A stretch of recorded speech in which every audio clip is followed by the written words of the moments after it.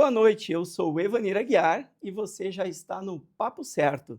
E hoje estaremos tratando sobre as novas relações trabalhistas e logo você saberá quem estará aqui conosco tratando deste tema. Você já sabe, pode nos acompanhar aqui no 524 da RS Play, na sua TV digital, também no YouTube do Papo Certo e lá no Instagram, papocerto.com.br.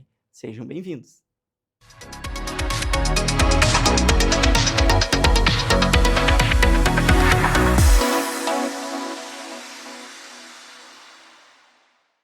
E hoje estamos recebendo a doutora Carolina Spina, especialista em direito trabalhista. Muito bem-vinda, doutora. Se puder se apresentar para os nossos telespectadores.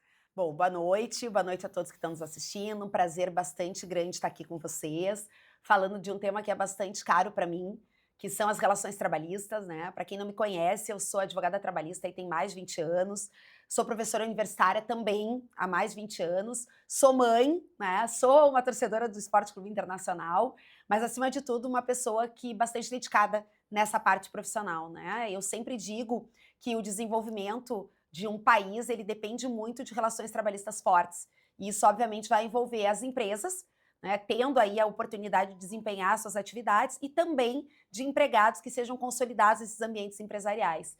Lamentavelmente, até o nosso país hoje está vivendo uma certa insegurança no tocante à implementação e à mesma conjugação da existência dessas relações, mas é algo assim inconteste, na minha opinião, né? Um país, ele só vai, de fato, ter a sua economia girando a partir do momento que ocorrer essa valorização do binômio empregado e empregador. Excelente, acredito que vamos ter aqui um excelente debate, né? E então vamos direto ao que interessa ao nosso telespectador. A senhora acredita que essas mudanças que houveram nos últimos anos nas relações trabalhistas, elas facilitam, de certa forma, ao empreendedor que está abrindo ou pensando em abrir um negócio? Bom, essa pergunta é bastante boa e eu sempre gosto de fazer uma ponderação, né? Às vezes as pessoas confundem um pouco a ideia do que a CLT traz, né, a Consolidação das Leis do Trabalho, em relação a essa proteção no mercado de trabalho, né? Eu vejo, e até atendendo empresas, atendendo empresários, a gente vê que uma das maiores reclamações é o alto custo da folha de pagamento. Mas o que as pessoas precisam entender? Esse alto custo, ele é gerado não por conta do direito trabalhista em si, mas por conta de uma carga tributária muito alta que existe no nosso país, né? Então eu sempre vejo às vezes os empregados, os empregadores, né, as empresas dizem, porque está muito caro manter um empregado, porque a legislação trabalhista acaba encarecendo, acaba, digamos, reduzindo as nossas possibilidades de crescimento, mas a verdade, eu acho que as pessoas têm que ter em mente que não é a legislação trabalhista que traz isso, né? Mas sim a carga tributária que nós temos no nosso país, que é bastante ampla, né? Perfeito. É bastante grande quando alguém resolve empreender e resolve contratar as pessoas na modalidade seletista. Porque, na verdade, se a gente pegar a ideia da CLT, a pessoa trabalha e ela trabalha por conta do seu salário. Então, é uma contraprestação lógica. Eu trabalhei em favor de uma pessoa, obviamente eu tenho que ser paga por isso, Sim, né? A gente não tem a ideia de trabalho gratuito, trabalho benevolente. Mas o que sim. vai encarecer a vida do empregador, do empresário? É o fato da carga tributária que está por trás disso. Então, acho que esse é um primeiro aspecto. Esse aspecto do custo, a senhora tem toda a razão. A gente, no Grupo Fortes, que atende aí diversas empresas, a gente sabe que o salário da pessoa para o trabalhador volta para ele efetivamente no bolso, imediatamente no mês, em torno de 80, olha, varia de 65% a 80% do seu salário, enquanto para o empregador varia de 165% a 200% sobre aquele salário. Mas é importante realmente separar a relação trabalhista dessas outras obrigações tributárias. Aí a gente traz aqui imposto de renda, A para o contribuição trabalhador, previdenciária, contribuição FGTS. previdenciária, FGTS, também direito de férias, descansos remunerados. Então, esse é um tema que realmente vai longe. É, e até complementando, né? Hoje a gente já tem aquela ideia das isenções de imposto de renda, né, para as faixas. A gente sabe que o Brasil é um país em que mais de 60%, 70% da população recebe, por exemplo, aquela faixa dos R$ 5.000 que estaria isento de imposto de renda, Sim. né? Aí até 7.500 a gente tem uma alíquota reduzida para aí sim chegar aos A 27,5%. senhora trouxe aqui já uma novidade que a gente, né, era a próxima pergunta, nessa questão das relações de trabalho que afetam diretamente, né, os seletistas, os trabalhadores. Uhum. Mas quais outras novidades tivemos nos últimos anos que afetam diretamente aí, então, os trabalhadores? Então, fazendo a complementação, uma das maiores reclamações justamente diz respeito à carga tributária, né.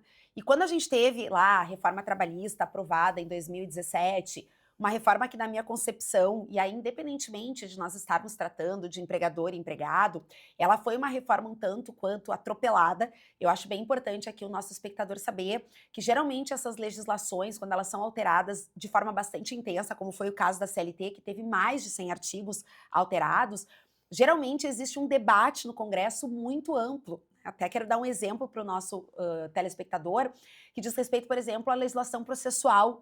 Nós tivemos em 2015 uma importante alteração na nossa legislação processual civil. E para vocês terem ideia, esse debate levou 10 anos no Congresso até o novo código ser aprovado. E aí a grande crítica que se faz à parte da alteração da CLT é que em 3 meses nós tivemos debates que geraram a alteração de 100 artigos, né? Então, às vezes, aquele cenário que deveria ser de segurança também se torna de insegurança, e não apenas para os trabalhadores, mas também para as empresas. Por quê? Porque a reforma ela foi aprovada com o slogan, e acho muito pertinente a gente falar sobre essas novas relações, ela foi aprovada com o slogan de que seria mais fácil ao empreendedor contratar, seria possível abrir novos postos de trabalho. Mas por isso que eu volto a dizer a questão falaciosa dessa afirmação. Por quê? Porque não adianta a gente alterar a legislação trabalhista sem alterar a legislação tributária, Exato. né? Então, o que a gente acaba fomentando? Acaba fomentando a informalidade, que é algo que não é bom para as empresas, né? Que não é, eu acho e acredito eu, que as empresas querem empregados que estejam lá consolidados, que já conheçam a cultura empresarial. É muito ruim, e digo isso porque os meus clientes empregadores, eles relatam, é muito ruim essa alteração Uhum. de mão de obra. Tem Sim. que começar do zero, conhecer a pessoa se ambientar à cultura da empresa, Uhum. né? Então, na verdade, a gente teve essa reforma que trouxe uma ideia de que haveria facilitação. Vou dar um exemplo aqui que é típico, que é a própria possibilidade de estabelecer banco de horas por acordo individual. Sim. Então, claro, o que é muito caro para um trabalhador? Se ele faz horas extras, ele quer ganhar as horas extras. A gente trabalha para ter a contraprestação financeira. No momento em que a gente tem a possibilidade da adoção do banco de horas, isso é uma vantagem para a empresa, porque aí as Sim. horas que esse trabalhador fizer Vão ser vão compensadas para um banco e posteriormente. vão ser compensadas posteriormente através de uma folga, Ou pago, né? se não E não conseguir vai ter o compensar. pagamento das horas extras, exceto se passar o prazo. Sim. Então, quer dizer, antes a gente só tinha a possibilidade de estabelecimento do banco de horas por acordo ou convenção coletiva, ou seja, era obrigatória a participação da entidade sindical. Agora está permitido. Hoje a gente já tem a questão da permissão de que esse acordo possa se dar diretamente entre empregado e empregador. Sim. Então, um exemplo que a gente poderia tratar, né? Outro caso que acredito que seja. Mas nesse ponto, olhando pela ótica da empresa, também é positivo, É porque nós temos super positivo. diversas atividades que, têm uma sazonalidade. Tem épocas que demanda mais trabalho e épocas menos. Então, esta possibilidade dessa sazonalidade ser compensada em banco de horas é excelente para as empresas, né. Exato, isso que eu ia dizer. Então, quer dizer, foi algo que foi trazido, essa facilitação pela reforma trabalhista, e que justamente para as empresas acaba sendo um facilitador, porque independe da atuação do sindicato, né? A gente tem a questão, né, que também, se a gente pegar a cultura empresarial, né, a gente sempre teve um estabelecimento de férias, por exemplo, né? Sim, As férias fixadas em 30 dias, sim. sendo possível o abono de 10 dias. A reforma trabalhista trouxe a possibilidade de fracionamento dessas férias, ou seja, o empregador não precisa conceder todas as férias de uma vez, né? Ele pode fracionar os períodos, claro, desde que um dos períodos nunca pode ser inferior a 5 dias, né? A gente tem que ter ali a questão dos 15 dias e o outro Sim, fracionamento de no mínimo 5, mas também não deixa de ser algo positivo, muito porque aí a positivo. empresa acaba não perdendo aquele E para trabalhador o por tanto tempo. trabalhador, eu falo por experiência aqui no Grupo Forte, nós temos em torno de 30 colaboradores aqui. Para o trabalhador também é interessante, porque ele pode ter até 3 períodos de descanso, né, durante É, o ano, né. a questão, claro, a questão das férias, ela acaba sendo uma determinação do empregador, né. Sim, Mas, obviamente, né, acho que isso varia muito de pessoa para pessoa, porque também, às vezes, sair num período ali de 5 dias, Será que repõe a questão do descanso, né? Isso vai variar e, claro, de novo, é a cultura empresarial. Porque tem gente, Sim, às vezes, por exemplo, tem empresas que adotam o critério das férias coletivas. Então, todo mundo acaba saindo em determinado período, que a empresa já sabe que vai ter uma baixa que é outra opção rotatividade, excelente, né. né? Então, só que, claro, as férias coletivas era algo que a gente já tinha previsão. Sim, Então, realmente vai depender do empregador, como é que ele vai excelente. efetivamente implementar isso na sua estrutura empresarial, o que se adapta melhor, né? E é importante a empresa saber.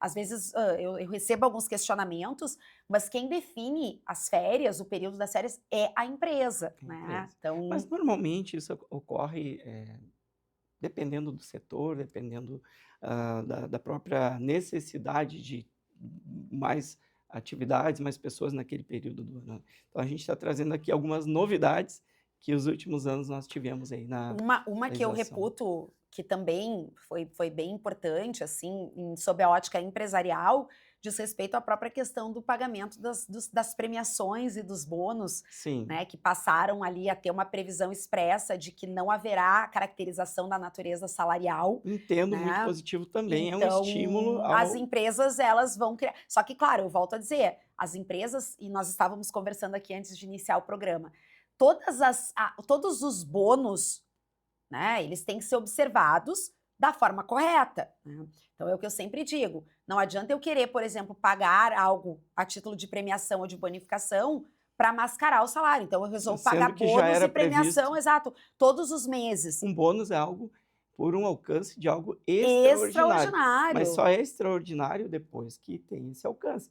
Antes não é previsível. Se é Exato, previsível, já é um salário. então é isso que eu sempre tento explicar quando, né, alguma empresa me procura para orientação. A gente tem que cuidar dos bônus e tem que cuidar dos ônus. Não pode ficar sempre com o bônus. Então, veio a legislação para proteger o pagamento dessas premiações, tudo certo. Mas a gente não pode tentar transformar a natureza disso Um em salário, um né. salário mascarado, porque aí realmente o empregado vai dizer: não, mas eu recebia todo mês a partir do estabelecimento de metas. Opa, então tem a ver com meta, não é um Meta é implemento diferente. extraordinário, É, então é uma comissão disfarçada de prêmio. exatamente. Então, essas coisas que têm que ser observadas. E acho até para a gente dar sequência em relação para que esse tema aqui talvez desse o programa inteiro para a Ah, gente com tratar, certeza. mas tem aquela questão que hoje acredito que seja o maior desafio, que inclusive nós estamos observando na ótica do Poder Judiciário, que é a questão de que a CLT, a partir da reforma, passou a prever a possibilidade da contratação de autônomos, né? Exatamente. Foi Essa quando.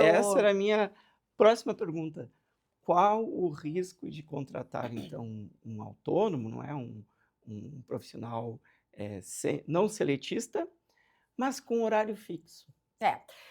Eu acho que aqui a gente pode fazer, e aí vamos sempre separar, né? Tem a Carolina advogada e a Carolina professora. Então, tem algumas críticas que a gente pode fazer, né? Primeiro, obviamente, uma legislação que ela é aprovada de uma forma atropelada, ela vai ter alguns problemas. E aí eu começo por esse aspecto, né? Não há como a gente cogitar, por exemplo, da CLT tendo um artigo prevendo a possibilidade de contratação de autônomo, porque a CLT não se destina a autônomos. Né? Então, quando a gente vê lá o artigo 442A, que é o artigo que fala sobre isso, que a pessoa pode ser contratada de forma autônoma, com ou sem exclusividade. Opa, mas não é a CLT que tem que tratar isso. Né? Isso é realmente regulamentado pela legislação civil. Nós temos um Código Civil que regulamenta essas relações entre pessoas em pé de igualdade, e não vai ser a CLT que vai fazer isso. Mas o fato é que esse artigo acabou induzindo muitas empresas a optarem por contratar, então, esses autônomos em detrimento dos empregados, sob aquela falácia de que, mas está previsto na CLT, então agora pode. Pode. Só que a gente tem que cuidar que quem é autônomo. E aí a gente acompanha, isso não é a Carolina que está falando, isso são dados. A partir de 2017, 2018, a gente tem um incremento, por exemplo, dos microempresários individuais, os MEIs. Né? Quantos MEIs surgiram no Brasil a partir de 2017, Sim. né? Então, eu sempre digo, e quando um cliente me procura também para ter orientação, posso contratar um MEI? Posso contratar um autônomo? Pode, não tem problema. Desde que Porém, observe que o requisito essencial para esse tipo de contratação é que a pessoa não pode ser subordinada. E aí a pergunta é muito pertinente. Eu posso contratar alguém com horário fixo? Não, gente. Na verdade, quando a gente contrata um MEI, quando a gente contrata um PJ, a gente tem uma obrigação de cumprir resultado. Não interessa o horário que eu vou trabalhar. Eu tenho. Claro, a empresa pode me cobrar resultado, pode me cobrar meta. Presença. Perfeito. Agora, ela não pode dizer que não, obrigatoriamente para atingir aquela meta eu preciso trabalhar das 8 às 18. Não E importaria. diariamente recebendo a orientação do que fazer naquele dia. Exato. Também não Isso é pode. estranho. Então, assim, é o que eu falo. E voltando àquela expressão dos bônus e ônus. A gente tem o bônus, mas a gente também tem que entender o ônus. Qual é o ônus? Bom, eu vou perder o critério da subordinação. Eu não posso subordinar aquela pessoa. Então, se ela quiser trabalhar à noite, porque é o horário que ela tem um melhor rendimento, e ela entregar esse resultado, tá tudo certo. Vai haver uma proteção nesse sentido. Agora, se começam a vir aquelas mensagens, eu tenho um médico, eu tenho que pedir autorização para ir ao médico. Não. Soa estranho, né? Doutora, pode relembrar para nós e para os telespectadores quais os critérios que, de certa forma, fazem interpretar que aquela relação autônoma é uma relação de trabalho com subordinação e com vínculo? A senhora pode trazer os Claro, critérios? sem dúvida. Na verdade, assim, ó, o que, que o nosso espectador tem que saber? A CLT tem 2 artigos que são elementares para isso, né? E importante. E as coisas não são por acaso na legislação. Quando a gente tem a previsão da caracterização do empregador, notem que a caracterização do empregador ela vem antes da caracterização do empregado na CLT. Então a gente tem o artigo 2º, que é o artigo que vai qualificar o empregador, e a gente tem o artigo 3º, que é o artigo que vai qualificar o empregado, né? E aí o que, que o artigo 3º, que é aquele que caracteriza o empregado, ele vai dizer, olha, a gente vai ter a figura do empregado nascendo quando eu tiver um trabalho prestado por pessoa física, com pessoalidade, não eventualidade, onerosidade, ou seja, contraprestação e a subordinação. Então, qual é o critério que vai separar o autônomo do CLT? É a subordinação. Subordinação. E tem né? um outro critério aí que eu acho importante cuidar, que é a dependência econômica.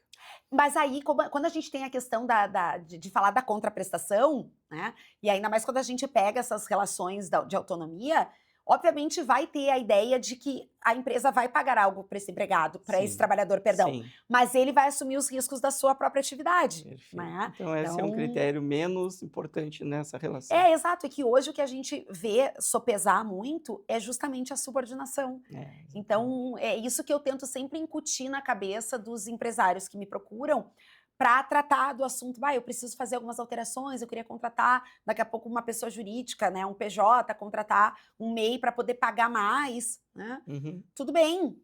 Né? Hoje Sim. inclusive, a gente está vivenciando no Brasil um cenário em que isso é bastante favorável. Talvez, se nós estivéssemos tendo essa conversa há uns anos, eu não estaria dizendo isso aqui, mas hoje eu não posso ser hipócrita em relação à realidade.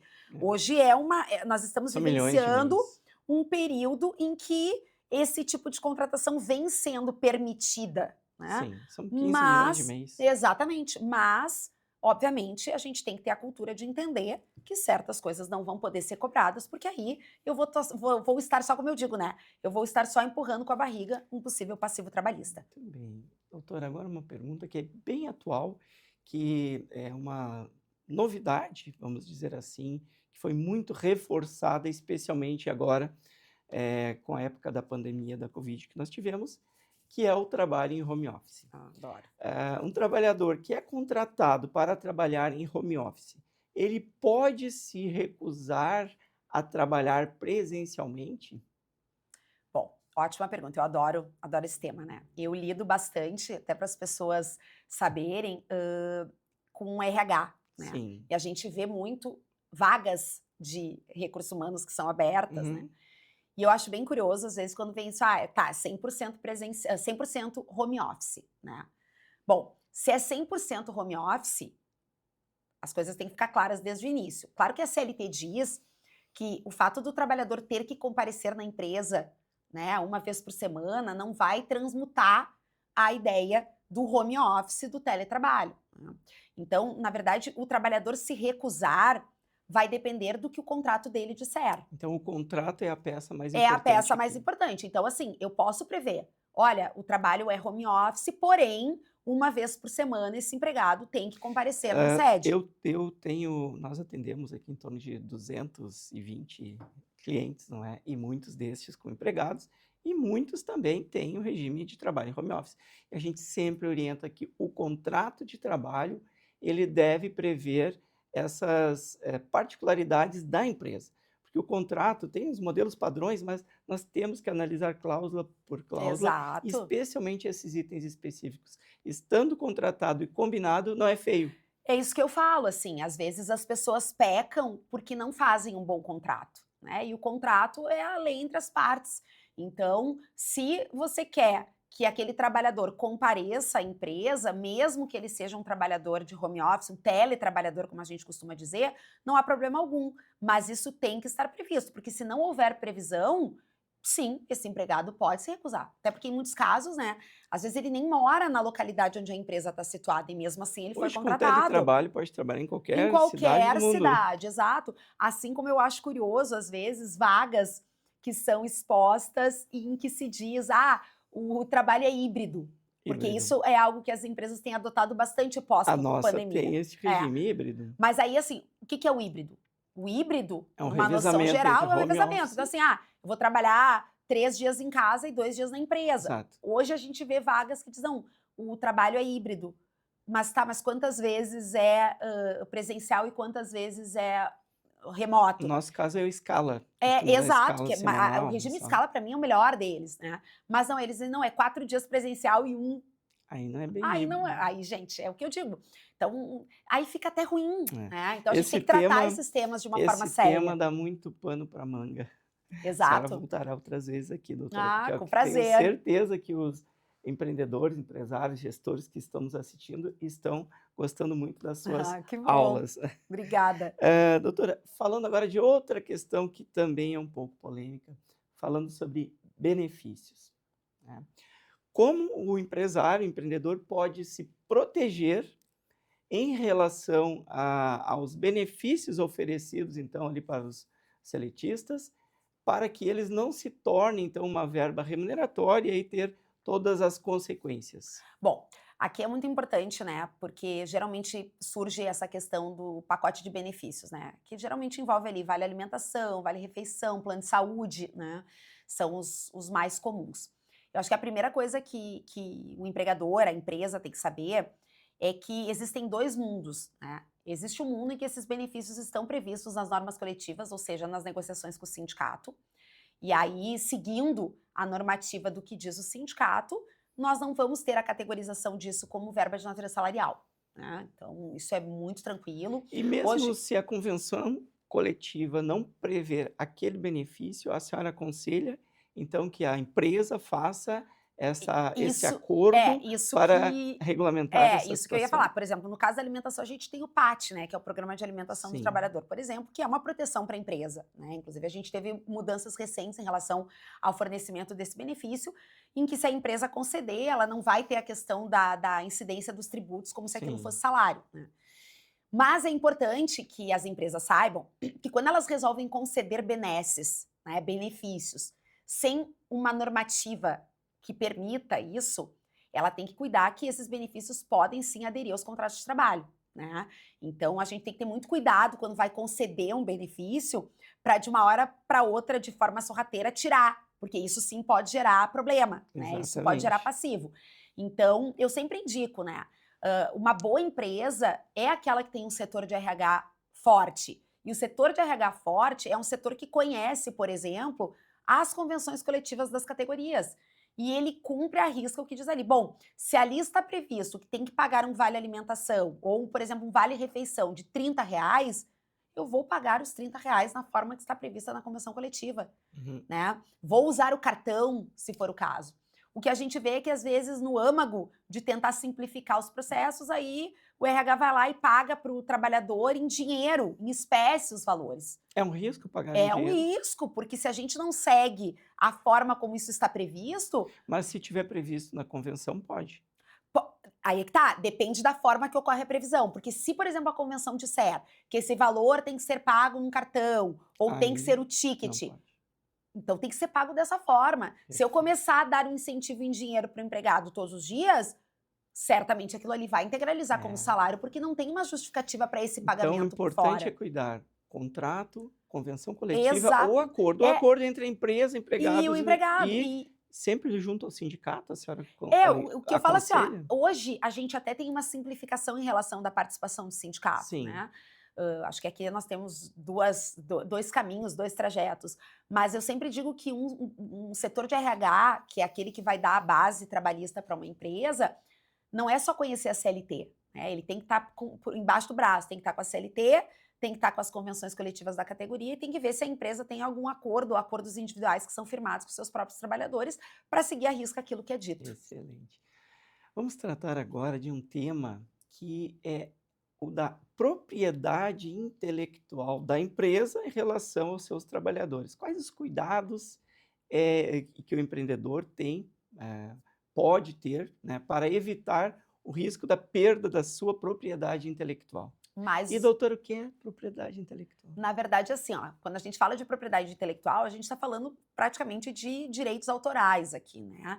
A empresa, por exemplo, isso é muito comum se a gente pensar na indústria farmacêutica, que, claro, a gente tem quebra de patente depois, mas por um período existem, por exemplo, medicamentos que são exclusivos de alguns laboratórios, né? Se a gente pegar a própria, usando um exemplo que agora já está um pouco ultrapassado, mas para o nosso espectador saber, a própria questão da Coca-Cola, né, que por Uhum, muito tempo a uhum, gente tinha o segredo da uhum, receita que não uhum, poderia ser divulgado para não abrir a concorrência, né? uhum. Então hoje a gente vê que tem empresas que realmente elas têm produtos, elas fornecem serviços que são de sua exclusividade, de sua própria criação e desenvolvimento, né? E mais uma vez eu volto a dizer, é o contrato.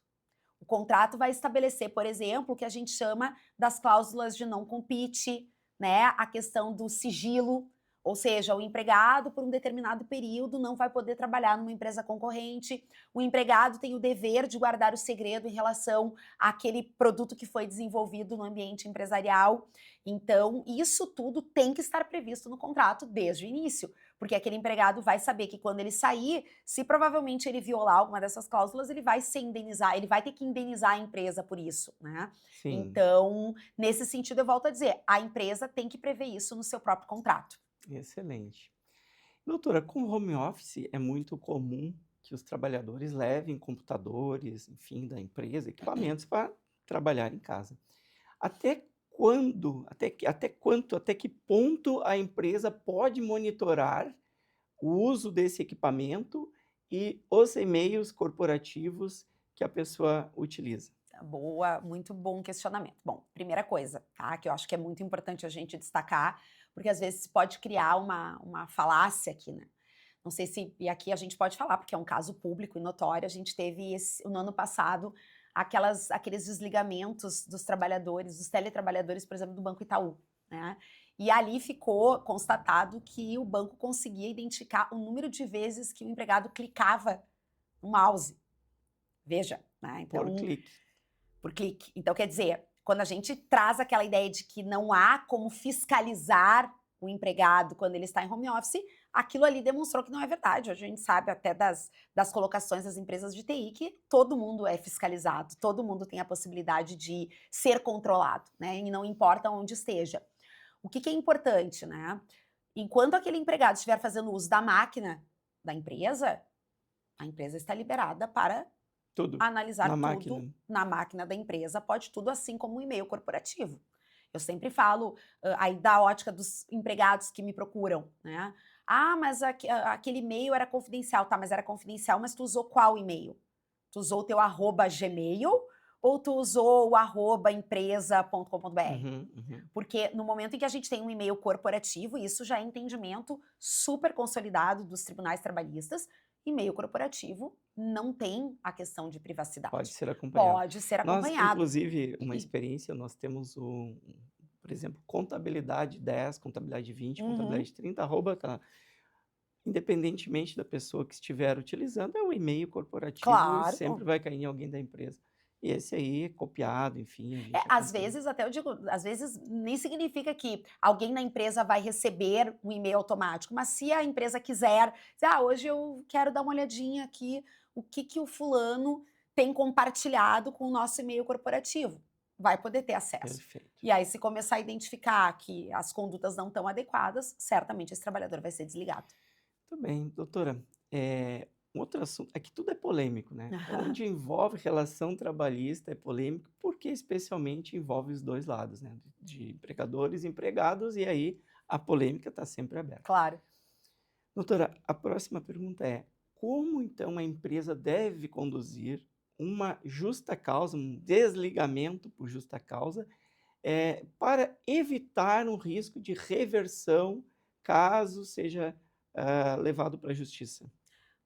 Ótimo questionamento. Bom, eu sempre digo que a justa causa é a nossa pena capital, né? Então, tudo que um empregado não quer é ser desligado por justa causa, porque ele vai perder toda a indenização, né? Ele vai receber um saldo de salário e as férias vencidas se houver, e não recebe nada. Claro, alguns podem discutir, mas existem decisões judiciais que permitem o pagamento do 13º proporcional, mas isso, gente, não é o que diz a lei, não é o que está consolidado, né? A consolidação diz que, olha, se realmente tu fores despedido por justa causa, vai receber só o saldo de salário se tiver e as férias vencidas, né? A justa causa ela tem que ser aplicada com muita parcimônia, né? Erros muito frequentes que eu vejo. A pessoa pratica uma atitude que não é adequada sob a ótica do empregador, aí o empregador simplesmente adverte. E aí, às vezes, se arrepende de ter dado a advertência e pretende agora despedir o trabalhador no mesmo fato por justa causa, né? Não dá. Por quê? Porque a gente tem alguns pressupostos que devem ser observados. Primeiro, quando a gente fala de justa causa, a gente tem um artigo na CLT que traz os casos de justa causa, que são os casos que estão elencados lá no artigo 482. Então, a primeira coisa que eu preciso conhecer para aplicar uma justa causa é o artigo 482, né? E aí, por exemplo, eu quero te dar um exemplo que é bem comum, por exemplo, na esfera bancária, que é o ato de improbidade, né?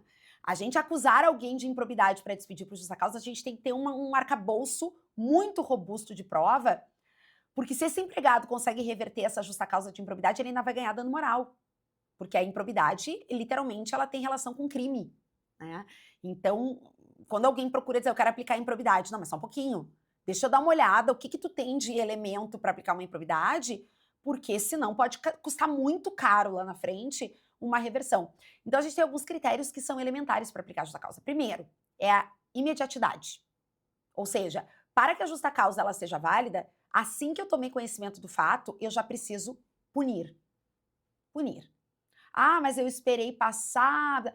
Alguns até dizem, tem a questão da sindicância, né? Tem algumas empresas que tem lá o ombudsman, né? Tem a questão dos canais do compliance que determinam que haja uma investigação. Tudo bem, se a investigação foi aberta e resultou no aconselhamento de que essa pessoa seja despedida por justa causa, beleza. Agora, eu não posso esperar 6 meses para abrir uma sindicância, ou para abrir um ombudsman, ou para abrir um compliance em relação à conduta praticada por empregado. Então, o primeiro Sim, pressuposto é imediatidade.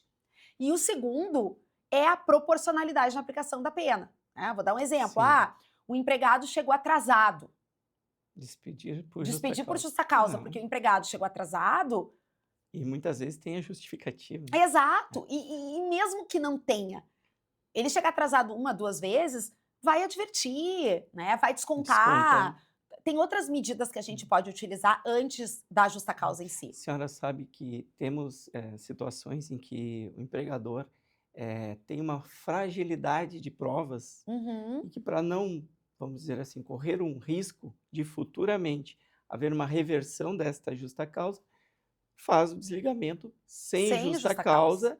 causa, termina com aquela relação que estava prejudicando a empresa, paga um pouco mais, mas de uma forma mais segura e, muitas vezes, não é possível comprovar aquela justa causa para o desligamento, é melhor desligar sem justa causa Claro. do que com justa causa. Até porque é sempre importante a empresa saber que o ônus da prova é dela, né? Sim. Então, Doutora, essa questão da justa causa é muito interessante. Nós vamos fazer a nossa última pergunta desse bloco e depois tem outras perguntas tão boas quanto esta. hum, E quando que o empregado, né, o seletista, pode pedir a justa causa justa defesa. causa do seu, empregador, que é chamada a rescisão Rescisão indireta? indireta, ótimo. Bom, a rescisão indireta é um tema que nos últimos anos ganhou um relevo incrível, incrível, né?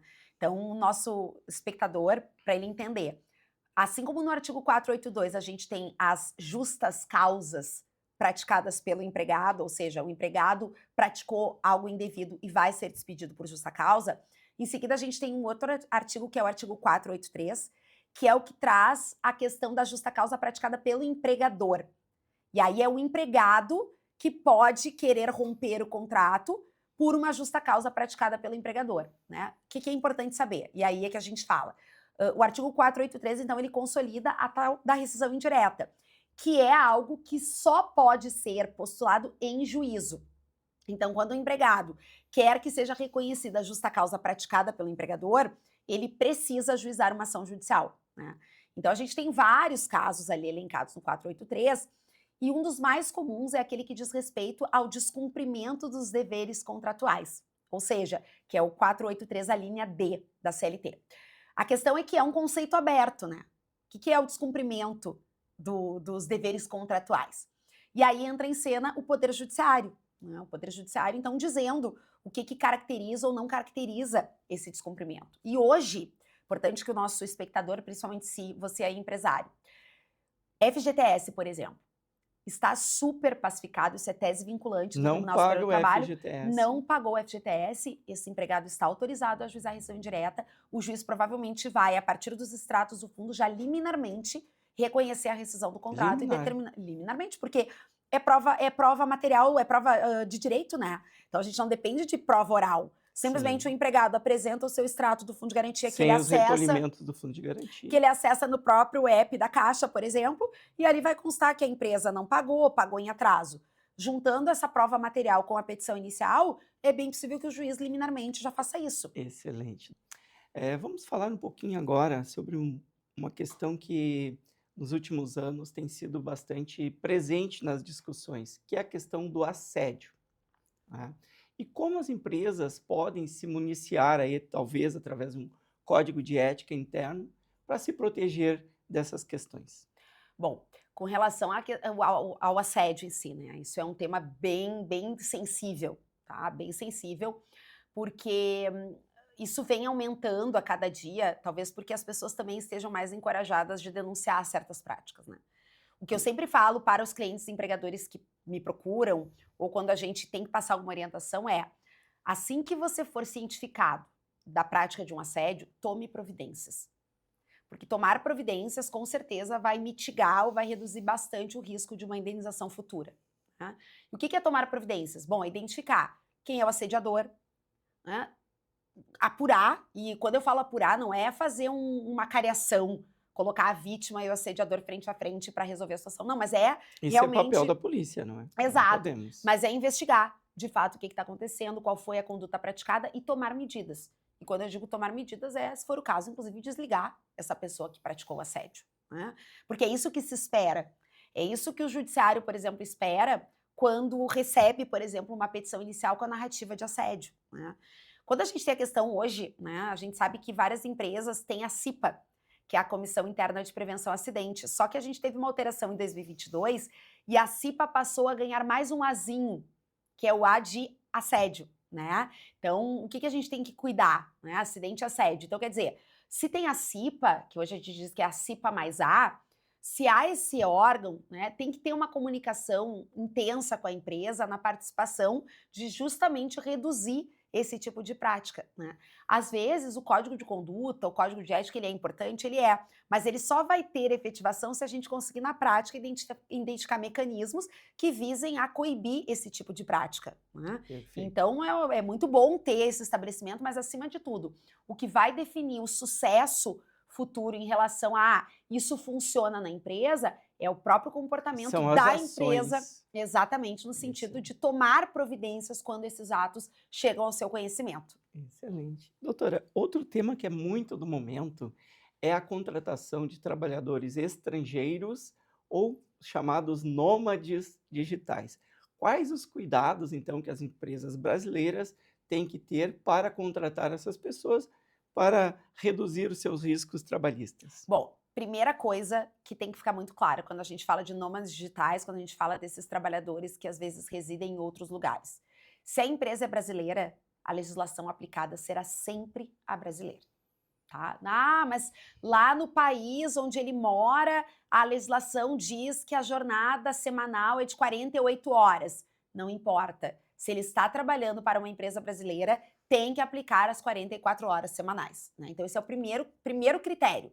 A gente vai tratar esse trabalhador, independentemente de onde ele esteja, como se fosse um trabalhador residindo no Brasil. Esse é o aspecto Excelente. 1, né? Aspecto 2, já tem a partir da contratação que firmar como é que vai se dar o desempenho dessa atividade, né? Porque aí realmente, se ele é empregado, ele tem horário a cumprir, né? Mas lá tem fuso horário. Ele já sabe que está sendo contratado para uma empresa brasileira, então, se mesmo assim ele quiser aceitar esse tipo de contratação, ele tem que saber exatamente o horário que ele vai trabalhar. Claro que em muitos casos as empresas optam por esses nômades digitais porque elas precisam da adequação, né? Porque atendem clientes no exterior, né? Elas precisam de alguém que esteja fora do ambiente aqui nacional. Uhum. Mas essas coisas têm que estar fixadas, têm que estar devidamente contratadas, né? E eu vejo que, na verdade, o risco maior diz respeito a isso, achar que a gente vai aplicar uma legislação estrangeira para cada um no local onde ele estiver trabalhando. E não. Tem que ter muito cuidado para observar a nossa legislação pátria nesse tipo de contratação. Excelente, muitos esclarecimentos importantes aqui a gente recebendo hoje. Doutora, outra questão, tudo que a gente está falando aqui são temas do momento, Uhum. muito contemporâneos. Tem uma questão agora, especialmente com as tecnologias, WhatsApp, comunicadores em geral. O trabalhador, ele tem o direito de se desconectar depois do horário de expediente, ou seja, não responder nenhum WhatsApp, mensagens, chamado da empresa? Ótimo, sim. E é isso que a gente tem orientado, né? Hoje, trabalho por WhatsApp é tempo à disposição do empregador. Então, aquele chefe que resolve que tem que mandar uma mensagem às 10 horas da noite para o empregado, ainda que ele diga, tu não precisa me responder agora, ele provocou o empregado naquele horário, né? Então, realmente, se o empregado quiser, depois das 18, 19 horas, o horário que encerra a jornada, ele não quiser mais responder, ele está autorizado. Está autorizado. A não ser que a empresa passe a computar aquele tempo à disposição e pague pelas horas extras destinadas ao trabalho através desses mecanismos como o WhatsApp, né? Uma orientação que a gente sempre dá, por exemplo, é período de férias. Se o empregado vai sair de férias, tire ele do grupo de WhatsApp. Tira. Quando ele voltar das férias, ele é reinserido, Olha aí que né? sugestão bem Porque, na verdade, o importante. que acontece? Se realmente aquele grupo de WhatsApp não para, sempre vai ter alguém que vai querer ativar aquele empregado que está de férias questionando algo que daqui a pouco só ele sabe responder. E isso, com certeza, vai ser um meio de prova para dizer que ele não usufruiu das férias corretamente, E como se de fato houver não. realmente uma situação em que o trabalhador está em férias, mas ele é a única pessoa a desenvolver aquela atividade que tem aquele conhecimento. E se a empresa, por uma necessidade importante, urgente, ela pode solicitar a ajuda dele em período de férias? Ótima pergunta. E aí eu vou ser muito clara: não. Não. Se só um empregado tem a expertise para resolver determinada situação, então o que se espera é que no período que ele vai sair, outra pessoa seja treinada para fazer isso. Porque se ele for demandado, ainda que seja uma questão urgente, não importa, é o período de descanso dele. É o que está estabelecido na lei. E o que se faz se fez esse uso deste tempo que estava em período de férias? Paga? Tem que pagar. E aí a gente diz que quando um empregado ele não usufrui das férias corretamente, o empregador vai ter que fazer a dobra, vai ter que pagar essas férias em dobro, né? Então, Essa é por uma isso que a gente tem, é que, de novo, eu volto a dizer consequência dos importante, sim. excelentes mundos. Por isso, bom, se a pessoa é aquela que, enfim, é a responsável exclusiva por determinada tarefa e o afastamento dela vai gerar algum tipo de rebuliço na empresa, então use o fracionamento. Faça com que ela tire férias em um período Menos período. inferior, né? Exatamente. Agora, não tem como, assim, a pessoa está fora, querendo se desligar, justamente precisa. Porque as férias não é à toa, as férias realmente servem. Quantos de nós não gostam de tirar férias? É bom a gente desligar do mundo real. Né? Então, isso é completamente compreensível nas relações, principalmente atuais, em que a gente está muito vidrado nessa questão de outros meios de formatação de desempenho de trabalho. Então, ou use o fracionamento, mas sabendo que se esse empregado for ativado durante as férias, vai pagar as férias em dobro. Olha aí, muito cuidado então, né, quem necessitar tem que procurar outras opções, né. É, qualifica outra mão de Outra obra, pessoa. mais fácil. Também. Doutora, quais os cuidados, então, que o empregador tem que ter com o retorno da licença maternidade? Quais os direitos dessa empregada no seu retorno? Muito bom. Bom, com relação à gestante, né, o que é importante as pessoas saberem. A gente sabe que nós temos, né, a licença maternidade fixada na lei e junto vem a estabilidade. Então, a gente tem a licença maternidade, que é de 120 dias, e a gente vai ter a estabilidade, que é de 150 dias, né? E essa estabilidade, ela é garantida da confirmação da gravidez até 150 dias após o parto, né? Então, o que eu sempre procuro orientar? Primeiro, ver a convenção coletiva, né? Porque o que acaba acontecendo às vezes? A empregada volta da licença, aí o empregador emenda férias e em seguida manda essa mulher embora, sem justa causa, né? E às vezes esquece que a própria convenção coletiva estabelece um período de estabilidade maior, né? Existem convenções que às vezes estendem em 60 dias a questão da estabilidade, justamente para ter a proteção em relação ao retorno da mulher para o Uhum, mercado de uhum. trabalho, tá? O que é importante o nosso espectador saber? Que a gente teve uma alteração importante na lei o ano passado, que diz respeito justamente a quando é que a gente conta a questão da licença, né? E está consolidado até a partir do entendimento lá do STF de 2022, que virou lei, que a gente vai ter essa licença contada a partir da alta, se a criança, por exemplo, precisou ficar hospitalizada e tal, é da alta da mãe ou da criança, o que ocorrer por último, para que justamente a gente tenha a implementação do critério da licença, que a mãe possa criar esse vínculo Uhum. com o filho, com a criança que nasceu, né? Então, a empresa tem também que entender que no período que a mulher está de licença maternidade, ela não pode ser demandada. Realmente ela Sim. está afastada, inclusive quem vai pagar o salário maternidade é o INSS. Claro que tem casos em que a empresa paga, ela antecipa Uhum, e depois o INSS ressarce, uhum. mas é importante entender que há esse período a ser observado. E mais, eu sempre digo, cuidem para não desligar uma mulher logo que ela volta da licença, né? É um grande É um indício de grande entrar com indício processo de trabalhista. ajuizar um processo e ter figurado até aqui uma questão discriminatória, porque a mulher, agora ela tem filho, então ela se tornou É, inútil para a empresa. Não é tá bem. assim, né? Doutora, agora um tema, que eu considero bem importante, que tem relação com a produtividade. Como então o empregador deve tratar com, esse seu, empregado que não está tendo a produtividade necessária e legalmente como tratar esta situação? As empresas, elas tranquilamente podem fixar a sistemática de metas, né? Metas que devem ser atingidas, até porque nós sabemos que no Brasil é permitido, por exemplo, o formato de contratação do comissionista puro. Né? O que é o comissionista puro? É aquela pessoa que ela não recebe um salário fixo, ela recebe por comissão. Claro que a lei estabelece que tem que ser garantido pelo menos um salário mínimo, caso não atinja o valor, mas existem os comissionistas puros e eles vão ter produtividade como forma de avaliação, inclusive como forma do meio de pagamento posterior. Então, só a título de exemplo. Se a pessoa não está cumprindo com a produtividade estabelecida, não nos resta muita alternativa aqui que, bom, chamo para uma reunião, estabeleço a questão da produtividade, vejo se as metas elas não estão abusivas, porque às vezes tem isso também, é importante o nosso espectador saber. Não adianta eu querer criar metas que são inatingíveis, porque isso vai ser possível de comprovar no futuro, num processo judicial. Mas o empregado que, lamentavelmente, não atinge a produtividade esperada, a empresa aí, sem o menor pudor, vai poder desligá-lo sem justa causa, Sem né? justa Sem causa. justa causa, sem justa causa. Sem justa Eu não indico aplicar uma pena de justa causa, a não ser que esse empregado esteja sendo desidioso, Sim, indisciplinado, aí são aquelas insubordinado, questões que estão lá previstas como previstas na lei, a lei. exatamente. Doutora, qual a diferença entre estagiário, trainee e um empregado? Bom, primeira coisa, o estagiário é aquele que tem previsão específica na lei, né, que é a Lei 11788 de 2008, e que vai ser contratado por uma empresa com os fins de aprendizagem acadêmica, né?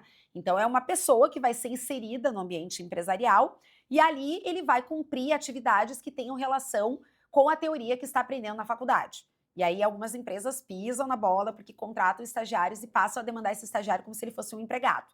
E aí, gente, vai acontecer o reconhecimento do vínculo empregatício. Então, a gente tem que conseguir identificar que as tarefas do estagiário são diferentes a de um empregado, de um Sim, efetivo. Então, sim, esse é o primeiro aspecto, né? sim. E o trainee? O trainee, na verdade, é uma primeira etapa de contratação quando a pessoa, em muitos casos, ela saiu já da faculdade ou a empresa criou uma espécie de primeiro estágio de contratação, que aí as pessoas nem... Mas o trainee é um seletista. Sim, o trainee é o seletista que vai entrar numa etapa que tem relação com o treinamento, para conhecer a estrutura É empresarial. semelhante a um estágio, Mas mas um estágio que tem a garantia de uma contratação, contrato de trabalho com todos os direitos perfeito, trabalhistas estabelecidos. E aí esse excelente. trainee pode ou não ser efetivado, né? Porque É, às vezes os trainees também, os tem contratos um são por prazo contrato quase determinado, determinado. e aí a gente vai saber se a partir do desenvolvimento nessa etapa do processo, se vai se tornar um efetivo. Excelente. Doutora, ainda existe temos pouco tempo, tá? A pré, ah, estabilidade pré-aposentadoria? Sim, existe estabilidade para aposentadoria, e aí tem que consultar a norma do sindicato. O sindicato é quem vai estabelecer os critérios dessa estabilidade para aposentadoria. Bem, agora, acho que é a nossa última questão, mas muito importante. Estamos vivendo o momento da NR1, né, que trata aqui das questões psicológicas, não é? Então, na sua opinião, aqui em 2 minutos, Uhum. como as empresas, empreendedores devem, então, lidar com o ambiente de trabalho para evitar esse burnout? Bom, então, para a gente se encaminhar, já agradecendo desde logo, né, o convite para participar. Pessoal, NR1 está presente em 2026 e justamente a ideia é que vai haver uma fiscalização mais incisiva nas práticas das empresas em relação ao desempenho das suas atividades. Então, primeira coisa é os setores de RH, as pessoas que ocupam cargos de gestão, elas precisam se qualificar. Ou seja, é importante ler a NR e fazer os cursos para entender como é que vai funcionar essa dinâmica, porque as empresas também vão precisar ter, entre aspas, setores específicos para receber essa questão do treinamento e para conseguir passar adiante essa nova cultura de estabelecimento e de cuidados com a saúde dos seus empregados, né? Então, se atendem, nesse ano nós já vamos ter a implementação disso. E outra, por que as empresas têm que se cuidar? Porque se realmente não forem atendidos os critérios daqui a pouco da NR1, a gente não sabe se essa empresa não vai ter que arcar com os valores de afastamentos que forem concedidos para os Essa é uma empregados. importante Né? Hoje, consequência a aí. gente teve uma decisão judicial, inclusive, essa semana, que determinou que a empresa ressarcisse o INSS pelos valores que foram pagos e É. contemplados num afastamento por Aqui eu burnout. faço uma contribuição, doutora. Nós temos muitos telespectadores que são contadores, Uhum, responsáveis por fazer essa parte de departamento pessoal, mas que uhum. faz, às vezes, também do RH das empresas. Se qualifiquem, se capacitem, façam eventos para os seus clientes, para que eles entendam que a NR1 está aí e a consequência pode ser muito grave.